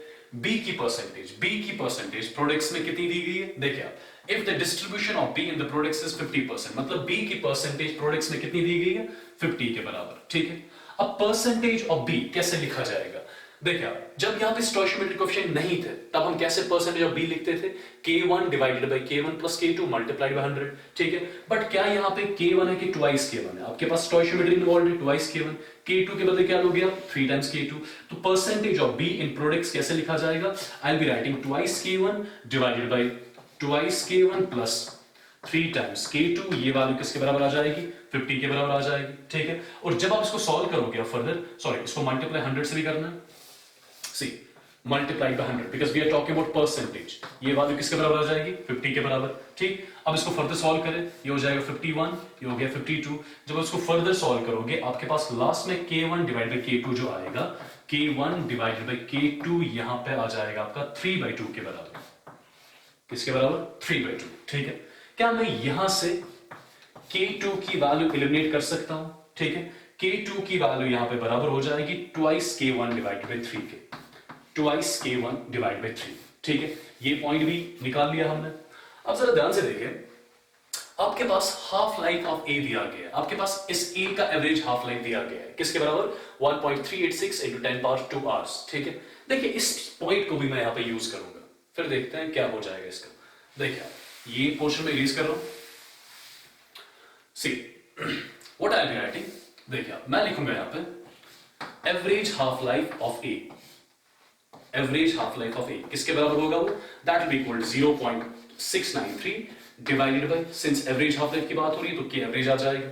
ठीक है, क्या यहां से मैं K एवरेज की वैल्यू कैलकुलेट कर सकता हूं, which will B 0.693 divided bye T half average, वो किसके बराबर है, 1.386 into 10 power 2, तो यहां पे सिंपली आ जाएगा ये 0.693 divided by average half life कितना दिया गया, 1.386 मल्टीप्लाइड बाय 10 raised power 2 के बराबर। ठीक है, देखिए इसको सिंपलीफाई करें, ये हो जाएगा 1, ये आएगा 2, तो वैल्यू आ गई 1 डिवाइडेड बाय 200 R इनवर्स के। ठीक है, ये आपके पास एवरेज रेट कांस्टेंट आ गया, और ऑलरेडी हम डिस्कस कर चुके हैं एवरेज रेट कांस्टेंट किसके बराबर होता है, K1 प्लस K2 के बराबर होता है। क्या K1 प्लस K2 की वैल्यू यहां पे बराबर आ जाएगी 1 डिवाइडेड बाय 200 की, डेफिनेटली। ठीक है, अब K2 को ऑलरेडी एलिमिनेट कर चुके हैं, K2 किसके बराबर है, ट्वाइस K1 बाय 3। ठीक है, अब देखिए आप इसके बाद क्वेश्चन को फर्दर अप्रोच कैसे करना है, देखिए आप, ये मैं इरेज कर रहा हूं,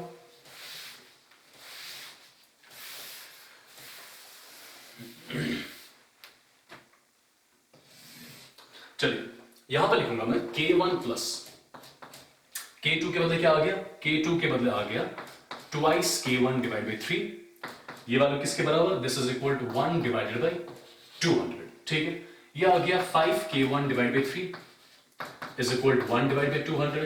यहां से k1 की वैल्यू आ जाएगी 3 डिवाइडेड बाई किसके, this is 3 divided by 1000, 3 divide by 1000 are inverse, ठीक है, यही वैल्यू आ जाएगी। अब इसके बाद सिंस k1 आ गया, मतलब इस ऊपर वाली रिएक्शन का रेट कांस्टेंट आ गया, क्या मैं इसी ऊपर वाली रिएक्शन का हाफ लाइफ लिख सकता हूं, जिसको मैं बोलूंगा partial half life of the first reaction. वो किसके बराबर होगा, that will be equal 0.693 divided by k1, और k1 की वैल्यू हमारे पास आ चुकी है, इसको मैं लिखूंगा 0.693 डिवाइडेड बाय k1 की वैल्यू 3/1000, 3 नीचे आ गया, यहां पे मल्टीप्लाई आपने 1000 से कर लिया, तो वैल्यू आपके पास partial half life of first reaction, पहली रिएक्शन की हाफ लाइफ किसके बराबर आ जाएगी, ये हो जाएगा 693 divide by 3 which will be 323331, 231 hours के बराबर, ठीक है, which is what we were supposed calculate. इसी को बोलते हैं this what we call as partial half life of this reaction.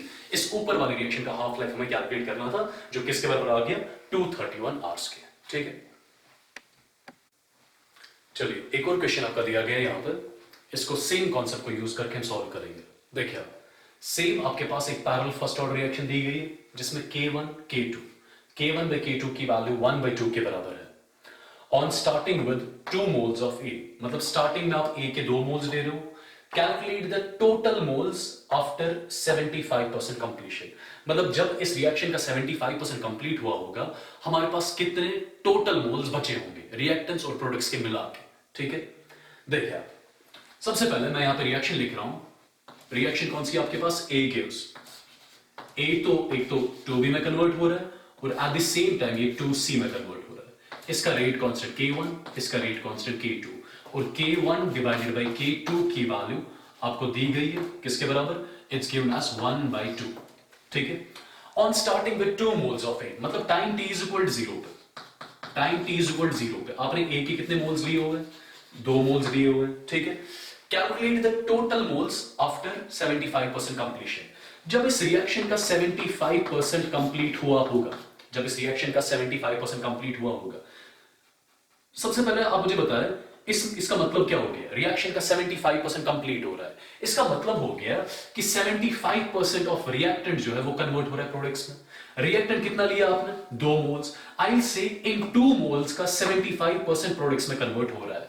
अगर इन 2 मोल्स का 75% प्रोडक्ट्स में कन्वर्ट हो रहा है, तो ये T 75% पे कितना बचा होगा, ये रिएक्टेंट आपके पास थे कितने मोल्स, आपके पास 2 मोल्स, माइनस कितना कन्वर्ट हो गया, 75% ऑफ 2 मोल्स कन्वर्ट हो गए, ठीक है। तो ये आपके पास बचे हुए मोल्स होंगे A के, कब की बात, जब रिएक्शन 75% कंप्लीट हुई होगी। अब देखिए इसको लिख सकते हैं हम 2 minus 75 divide by 100 multiplied by 2, ठीक है, ये आ गया 3, ये आ गया 4, ठीक है। तो यहां पे आ गया 2 माइनस 6 डिवाइड बाय 4, तो वैल्यू किसके बराबर आ गई, 8 माइनस 6 कितना हो गया 2, 2 डिवाइड बाय 4 कितना हो गया 1/2, मतलब T 75% पे आपके पास रिएक्टेंट के कितने मोल्स बचे हुए हैं, 1/2 मोल्स बचे हुए हैं, ठीक है। अब इसके बाद एक और चीज देखें, चलिए ये k1 by k2 यहां से हटा रहा हूं मैं।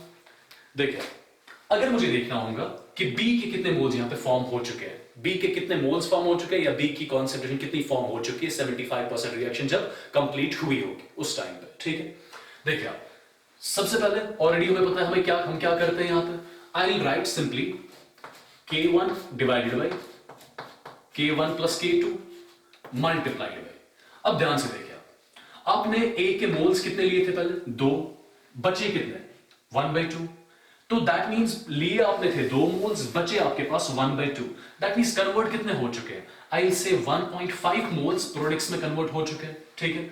अब देखिए 1 मोल से कितने मोल्स बन रहे हैं, 2, तो 1.5 से कितना बनना चाहिए, 2 into 1.5, राइट, 2 into 1.5, क्या ये आपके पास number of moles of B आ गए, definitely number of moles of B आ गए। Similarly number of moles of C भी हम कैलकुलेट कर सकते हैं, तो मुझे क्या लिखना होगा यहाँ पे, आई will be starting with k2 divided by k1 plus k2, अब इसके बाद मल्टीप्लाइड बाय 1 मोल से 2 मोल्स बन रहे हैं, तो 1.5 से कितना बनेगा, 2 मल्टीप्लाइड बाय 1.5 बनेगा, ये आपके पास number of moles of C आ जाएंगे, ठीक है। जरा वैल्यू कैलकुलेट करें, ऑलरेडी मैं बता चुका हूं, देखो k1 के बदले आप सीधे 1 ले लो, k2 के बदले सीधे आप 2 ले लो, देखिए इसकी वैल्यू आ जाएगी इस ऊपर वाले की, यहां पे लिख रहा हूं मैं number of moles of B will be equal to 1 divided by 1 plus 2 कितना हो गया 3 मल्टीप्लाइड बाय ये आ जाएगा 3, तो वैल्यू आ गई 3 कैंसिल हो गया, तो 1 मोल आपका प्रोडक्ट का फॉर्म हो चुका है 75% ऑफ रिएक्शन जब कंप्लीट हुई होगी। Similarly number of moles of C कितने फॉर्म हो चुके हैं K2 की वैल्यू किसके बराबर लूंगा मैं 2 divided by 3 multiplied by 2 into 1.5 किसके बराबर हो गया 3 के बराबर, ये भी कैंसिल हो गया, तो वैल्यू किसके बराबर आ जाएगी 2 मोल्स के बराबर आ जाएगी। दैट मींस जब रिएक्शन का 75% कंप्लीट हो चुका है, आपके पास सी के कितने मोल्स फॉर्म हो चुके हैं 2, बी के कितने मोल्स फॉर्म हो चुके हैं 1 मोल फॉर्म हो चुका है। हमें कैलकुलेट क्या करना है, हमें बताना है जब रिएक्शन का 75% कंप्लीट हुआ होगा उस टाइम पे टोटल मोल्स आपके पास कितने बचे होंगे। देखिए आप आई मीन टोटल मोल्स आपके पास कितने होंगे, तो फर्स्ट ऑफ ऑल जब रिएक्शन का 75% कंप्लीट हुआ होगा, प्रोडक्ट ए बी के कितने मोल्स आपके पास फॉर्म हो चुके हैं 1 मोल, सी के कितने मोल्स 2, और आपके पास रिएक्टेंट के 1/2 मोल्स अभी भी बचे हुए हैं। तो टोटल नंबर ऑफ मोल्स आपके पास कितने होंगे जब रिएक्शन का 75% कंप्लीट हुआ होगा, एक होगा 1/2 मोल्स रिएक्टेंट का जो बचा हुआ है, प्लस प्रोडक्ट के कितने मोल्स फॉर्म हो चुके हैं बी का 1 मोल और सी के आपके पास 2 मोल्स फॉर्म हो चुके हैं। तो टोटल नंबर ऑफ मोल्स आपके पास 3.5 होंगे जब रिएक्शन का 75% कंप्लीट हुआ होगा, which is what we were supposed to calculate from the question। चलिए एक और क्वेश्चन यहां पर लिख चुका हूं मैं। आपके पास सेम एक पैरेलल फर्स्ट ऑर्डर रिएक्शन है जिसमें A gas converts to 2B, at the same time this A gas it converts to C gas। ठीक है, यहां पे K1 की वैल्यू दी गई है, यहां पे K2 की वैल्यू दी गई है। ठीक है, दोनों की वैल्यू सेम दी गई है 6.93 into 10 power minus 3 minutes inverse। On starting with 1 mole of A in a 1 liter rigid and closed vessel of 2 atm। ठीक है, मतलब स्टार्टिंग में आपने A के कितने मोल्स लिए हुए हैं 1 मोल लिया हुआ है, और जिस कंटेनर में आप ये रिएक्शन करा रहे हो उस कंटेनर का वॉल्यूम कितना है 1 लीटर, और कंटेनर आपका रिजिड एंड क्लोज्ड है। ठीक है, ऑफ 2 atm मतलब उस टाइम पे time t is equal to 0 पे आपके पास कंटेनर का टोटल प्रेशर किसके बराबर है 2 atm के, ये भी दिया गया है। What is the pressure developed in the container after 50 minutes from the start of the reaction. जब रिएक्शन स्टार्ट हुई होगी उसके 50 मिनट के बाद कंटेनर का प्रेशर कितना हुआ होगा वो हमें यहां पे देखना है। देखिए सबसे पहले इस क्वेश्चन को स्टार्ट कहां से करना है। देखिए आपके पास क्वेश्चन में क्या दिया गया है, what is the pressure developed in the container after 50 minutes from the start of the reaction. देखिए K1 और K2 की वैल्यू आपको दी गई है। ठीक है, क्या हम सबसे पहले K1 divided by K2 calculate कर सकते हैं। K1 डिवाइड बाय K2 किसके बराबर आ जाएगा, K1 बाय K2 दोनों की वैल्यू सेम है, तो वैल्यू किसके बराबर आ जाएगी 1 के बराबर आ जाएगी। ठीक है, सिमिलरली क्या मैं जो नेट रिएक्शन मेरे पास है, जो मेरे पास ये पैरेलल रिएक्शन है, फर्स्ट ऑर्डर पैरेलल रिएक्शन है, क्या इसका मैं एवरेज हाफ लाइफ कैलकुलेट कर सकता हूं। I write T average half life, ठीक है, will be equal 0.693 divided by K average. Right, K average की वैल्यू किसके बराबर होगी K1 प्लस K2 के। क्या K1 की वैल्यू भी दी गई है, K2 की वैल्यू भी दी गई है, और जब आप इसको सॉल्व करोगे दोनों की वैल्यू यहां पुट करके आपके पास वैल्यू कितनी आएगी, आपके पास 50 मिनट्स वैल्यू आ जाएगी। मतलब ये जो रिएक्शन यहां पे हो रही है, और ये रिएक्शन क्या है basically, the reaction is actually like this. A किस में कन्वर्ट हो रहा है 2B में, ये भी गैसियस फेज में, ये भी गैसियस फेज में, और at the same time A किस में कन्वर्ट हो रहा है C गैस में कन्वर्ट हो रहा है। ठीक है, तो इस रिएक्शन, ये जो ओवरऑल रिएक्शन आ गई, इसका एवरेज हाफ लाइफ बेसिकली किसके बराबर आ गया 50 मिनट्स के बराबर आ गया। ठीक है, अब देखिए हमें क्वेश्चन में पूछा गया है what is the pressure developed in the container after 50 minutes. मतलब हमें पूछा गया है इन 50 मिनट्स के बाद कंटेनर का प्रेशर कितना हुआ होगा। 50 मिनट्स ऑलरेडी हम देख चुके हैं, इस रिएक्शन का हाफ लाइफ है। ठीक है, देखिए और क्वेश्चन में दिया गया है initially total pressure of the container कितना है 1 atm के बराबर, सॉरी 2 atm के बराबर initially total pressure of the container. और इनिशियली आपके पास सिर्फ क्या होगा रिएक्टेंट होगा, तो जो भी इनिशियली आपके पास प्रेशर होगा वो किसकी वजह से होगा रिएक्टेंट की वजह से। अगर मैं लिखूं time t is equal to 0, time t is equal to 0 पे जो भी प्रेशर होगा that is equal to 2 atm, ये किसकी वजह से होगा, ये रिएक्टेंट की वजह से होगा। ठीक है, फिर अगर मैं चेक करूं t हाफ पे, या when the time is 50 minutes, t half बोल दो या 50 मिनट्स बोल दो, एक ही चीज है, हाफ लाइफ 50 मिनट्स के बराबर है यहां पे। ठीक है, तो 50 मिनट्स के बाद आप मुझे इजीली बता सकते हो ये प्रेशर कितना हुआ होगा। ठीक है, कैन आई से इसका half that will B 1 atm। 50 minutes के बाद इस A का प्रेशर जो है, A की वजह से जो प्रेशर है वो कितना है 1 atm। ठीक है, पहले कितना था 2 atm, अब T हाफ पे, हाफ लाइफ में कितना बचा है 1 atm, दैट मींस कितना कन्वर्ट हो चुका है 1 atm कन्वर्ट हो चुका है प्रोडक्ट्स में। ठीक है, अब जरा ध्यान से देखिए आप, इसका रेट कांस्टेंट K1 के बराबर, इसका रेट कांस्टेंट K2 के बराबर। ठीक है, देखिए अब मुझे देखना है B का प्रेशर कितना होगा यहां पे 50 मिनट्स के बाद। Simple, same thing what I'll be doing. K1 divided by K1 plus K2 multiplied by देखिए एक मोल से कितने मोल्स बन रहे हैं, 2 मोल, तो एक एटीएम से कितना बनेगा, यहां पे मल्टीप्लाई करूंगा मैं 2 मल्टीप्लाई टू 1 एटीएम, ठीक है। ये आपके पास B का प्रेशर आ गया, pressure of B at time 50 minutes at half life. Similarly C का प्रेशर भी आप कैलकुलेट कर सकते हो, that will equal K2 divided by K1 plus K2। देखिए एक मोल से कितने मोल्स बन रहे हैं, एक मोल, तो 1 एटीएम से कितना बनेगा, यहाँ पे 1 एटीएम से मल्टीप्लाई करना पड़ेगा। ये आपके पास प्रेशर ऑफ C आ गया एट 50 मिनट्स, ठीक है। अब इसी को थोड़ा सॉल्व करें हम, और हमें कैलकुलेट क्या करना है, टोटल प्रेशर 50 मिनट्स पे कितना होगा कंटेनर का। देखिए क्वेश्चन हो गया आपका सॉल्व। देखिए K1 डिवाइड बाय K2 की वैल्यू किसके बराबर है, 1 डिवाइड बाय 1 लिख सकता हूं मैं, ठीक। अगर मैं आप सबसे पहले प्रेशर ऑफ B कैलकुलेट करूं, B की वजह से 50 मिनट्स के बाद कितना प्रेशर होगा, किसके बराबर है, that is K1 divide by K1 plus K2। सीधे आप K1 की वैल्यू 1 ले लो, K2 की वैल्यू 1 ले लो, तो ये आ गया 1 divided by 1 plus 1 multiply to what, multiply with 2 into 1 which will be equal to what, ये यहां पे 1 एटीएम आ गया, ठीक है, ये 1 एटीएम आ गया। अब इसके बाद प्रेशर ऑफ C भी कैलकुलेट करा जाएगा, ठीक, किसके बराबर, K2 divide by K1 plus K2, K2 1 divided by 1 plus 1 multiplied what, multiplied by 1, ये वैल्यू किसके बराबर आ जाएगी, ये आएगी 1/2 के बराबर, 1/2 एटीएम। दैट मींस 50 मिनट्स के बाद C की वजह से कितना प्रेशर होगा, 1/2, और ऑलरेडी हमें पता है हाफ लाइफ पे कितना प्रेशर A की वजह से है, ठीक है, वो 1 एटीएम के बराबर है। I say pressure of A at T half, ये भी कहां पे था, pressure of C at T half, ये था pressure of B at T half बोल दो या 50 मिनट्स बोल दो, ठीक है। प्रेशर ऑफ A, बचा हुआ प्रेशर A की वजह से कितना था, 1 ATM, ठीक है। हमें सिंपली क्या करना था, हमें T हाफ पे टोटल प्रेशर कैलकुलेट करना था कंटेनर का। टोटल प्रेशर जो भी कंटेनर का होगा वो इसकी वजह से भी होगा, इसकी वजह से भी होगा, इसकी वजह से भी होगा, तीनों को ऐड कर लो तो आपके पास टोटल प्रेशर यहां पे हाफ लाइन पे 50 मिनट्स के बाद कितना आएगा, this will be equal 2.5 ATM, which is what we were supposed to calculate, ठीक है।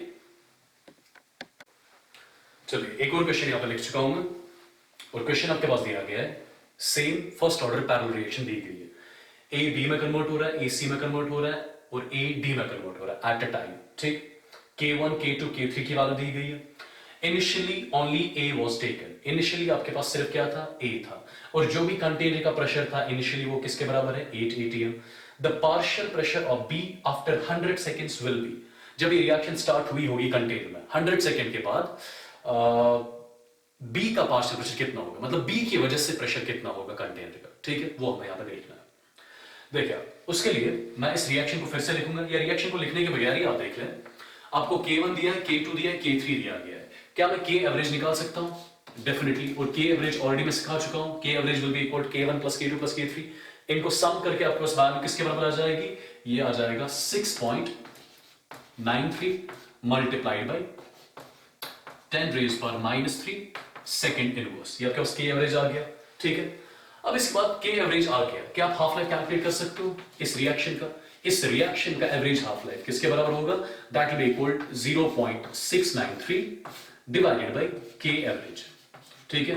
और K एवरेज की वैल्यू आपके पास है, जब आप K एवरेज की वैल्यू यहां पर रखोगे आपके पास ये वैल्यू बराबर आ जाएगी 100 सेकेंड्स की, किसके बराबर, 100 सेकेंड्स। तो बेसिकली इस रिएक्शन का हाफ लाइफ जो है वो किसके बराबर है, 100 सेकेंड्स के बराबर है, इसका एवरेज हाफ लाइफ जो है जो 100 सेकेंड्स के बराबर है।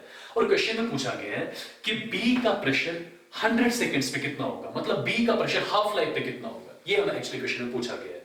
ये सबसे पहले क्या किया आपने, सबसे पहले आपने हाफ लाइफ कैलकुलेट किया, और आपने देखा जो जिस टाइम पे partial pressure of B question में पूछा गया है वो टाइम और हाफ लाइफ तो सेम है, दैट मींस आपको हाफ लाइफ पे B का प्रेशर कैलकुलेट करना है, ठीक। तो कैसे किया जाएगा, देखिए यहां पे सिंपली क्या लिखूंगा मैं, यहां पे सिंपली लिखूंगा मैं B, या फिर रिएक्शन फिर से लिखे आप, A change to B, A change to C, A change to D, this is K1, this is K2, this is K3। Time t is equal 0 की बात अगर करूंगा, time t is equal 0, initially आपके पास सिर्फ A होगा, और जो भी प्रेशर होगा वो सिर्फ A की वजह से होगा, तो इनिशियली आपके पास प्रेशर कितना दिया गया है, 8 ATM। तो इनिशियली आपके पास प्रेशर जो 8 ATM है वो सिर्फ किसकी वजह से होगा, A की वजह से होगा, बिकॉज B C और D अभी नहीं बने होंगे उस टाइम पर, ठीक है।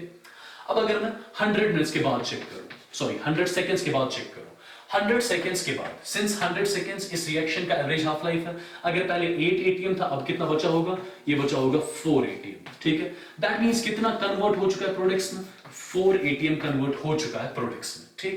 तो सबसे पहले अगर मैं आप बी का प्रेशर यहां पे चेक करूं, कैसे करूंगा, same shortcut, K1 divided by K1 plus K2 plus K3 multiply by, देखिए एक मोल से कितने मोल्स बन रहे हैं, एक मोल, ठीक है, एक मोल से एक मोल बन रहा है, तो 4 एटीएम से कितना बनना चाहिए, इंटू 4 एटीएम, ठीक है। अब K1 की वैल्यू दी गई आपको, K2 की वैल्यू दी गई, K3 की वैल्यू दी गई है, आपके पास ये जो आ गया, ये टर्म आपके पास पार्शियल प्रेशर ऑफ बी आ गया, कहां पे, partial pressure of B at half life. This value will be equal, इसका एग्जैक्ट कैलकुलेशन बता रहा हूं आपको, this will come exactly to be 1.154 ATM, 1.154 ATM. That means B का प्रेशर टी हाफ पे, बी का प्रेशर 100 सेकेंड्स के बाद कितना होगा, 1.154। सिमिलरली आप सी का भी कैलकुलेट कर सकते हो, डी का भी कैलकुलेट कर सकते हो, कुछ भी अगर पूछा जाए, ठीक है, ऐसे इस क्वेश्चन को अप्रोच किया जाएगा। चलिए इस लेक्चर का सबसे लास्ट टॉपिक डिस्कस करते हैं यहां पर, calculation of average half life. एक फर्स्ट ऑर्डर पैरेलल रिएक्शन का एवरेज हाफ लाइफ कैसे कैलकुलेट किया जाता है, ठीक है। सबसे पहले इसमें सबसे पहला वाला केस ले रहा हूं मैं, ठीक है, सबसे पहला वाला केस ले रहा हूं मैं,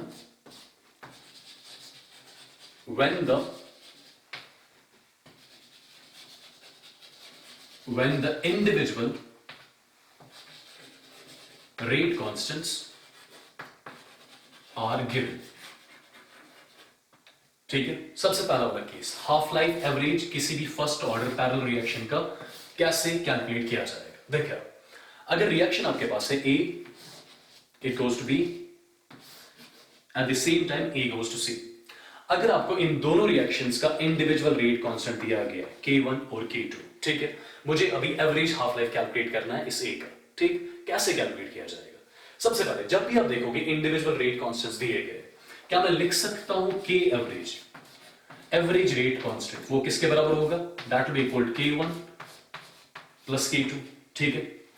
अब इस एवरेज रेट कांस्टेंट के बदले मैं लिख सकता हूं ln 2 divided by T half which will be average, ठीक है। ये वैल्यू किसके बराबर आ जाएगी, K1 प्लस K2 के बराबर, ठीक। तो यहां से मैं T हाफ को एलिमिनेट कर सकता हूं डेफिनेटली, तो मेरे पास T हाफ की फॉर्मूला आ जाएगी T हाफ एवरेज। सिंस मैं right now average half life की बात कर रहा हूं इस रिएक्शन के लिए, ln 2 की वैल्यू किसके बराबर होती है, 0.693 which we already know divided by K1 plus K2। This is how we calculate the average half-life of the reaction of the first order parallel reaction when the individual rate constants are given, ठीक है। Similarly अगर A B में convert होता, A C में convert होता और at the same time A D में convert होता, जिसका रेट कांस्टेंट कितना था, K3, तो यहां पे नीचे एक और टर्म आ जाती, कौन सी, K3 टर्म, तो आपके पास बन जाता K half life, average half life आपके पास फॉर्मूला आ जाती 0.693 divide by K1 plus K2 plus K3, number 1, ठीक है। अब नंबर 2, अगर आपको ये रेट कांस्टेंट्स नहीं दिए होंगे, इंडिविजुअल रेट कांस्टेंट्स नहीं दिए होंगे, आपको for example partial half lifes दिए होंगे। पार्शियल हाफ लाइफ का मतलब क्या है वो भी देखिए आप, यहां पर मैं हेडिंग छोटी सी लिख रहा हूं, in terms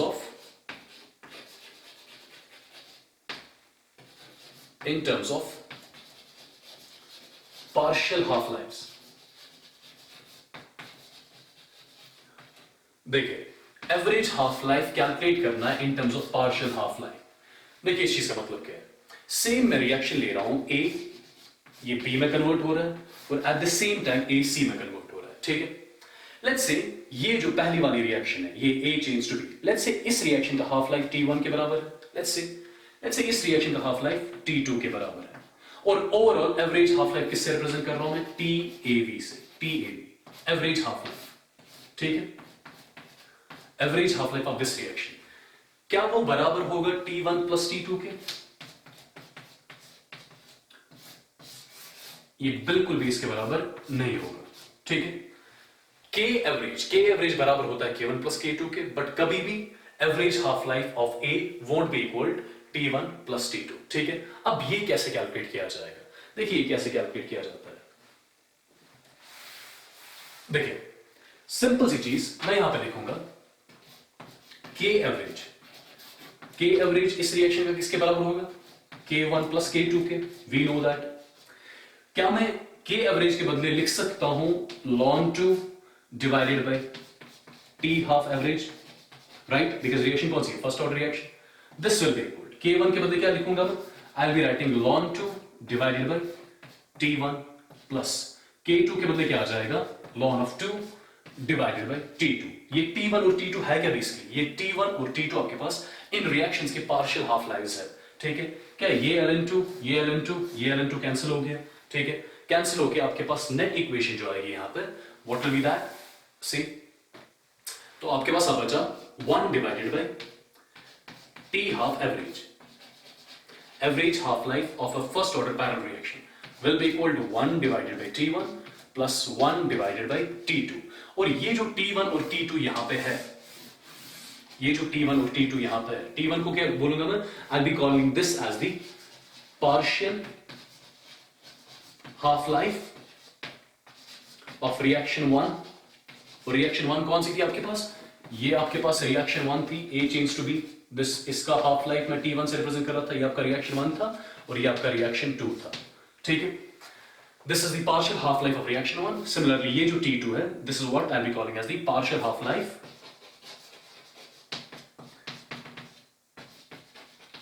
for reaction 2. Reaction 2 कौन सी है? Reaction 2 आपके पास ये है, ठीक है।